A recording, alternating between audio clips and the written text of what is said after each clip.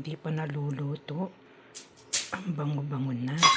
Ayan o. Bali 1½ cup ang ating gagawin kada isang supot. Hindi na magalaw ang ating camera kasi wala yung tripod ko. So ito na po. Magbalot tayo. Dito lang po pagbabalot. Ayan.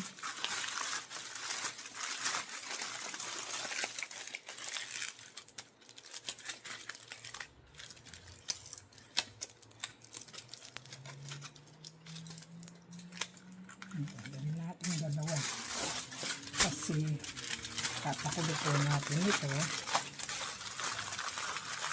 Sasubmerge natin sa tubig na pinapakuluan.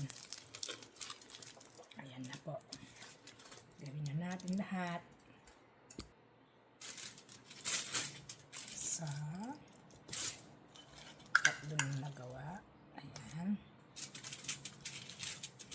Ganyan po ako magbalot ng ating embutido. Madali lang naman. Ganyan lang. Tapos formahan. Ayan. Tapos dali lang. Ayan, parang Kennedy.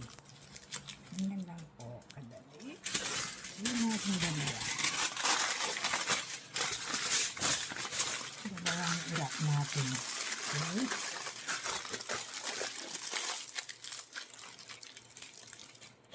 Ayan. Ito na po yung anim na request. Mamaya yung sobra, lagyan natin ng raisins and sweet pickles. Okay? Abangan. Ito po, lagyan natin ng pickle release. Tingnan natin. Ay, hindi na nagkaso pala. Tansya-tansya na lang. Ayan. Sarap ng pickle release. Ito.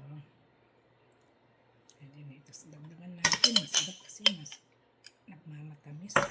Pagka mayroon siyang mayroon siyang sweet pickles plus this. Ayan. Dagdag tayo.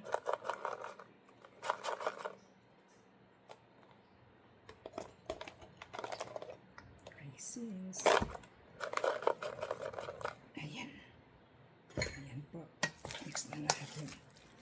Ang bango. Nahalos siyang bumango. Okay. Mix na. Mamaya na. Mix na natin. Mamaya balot na natin.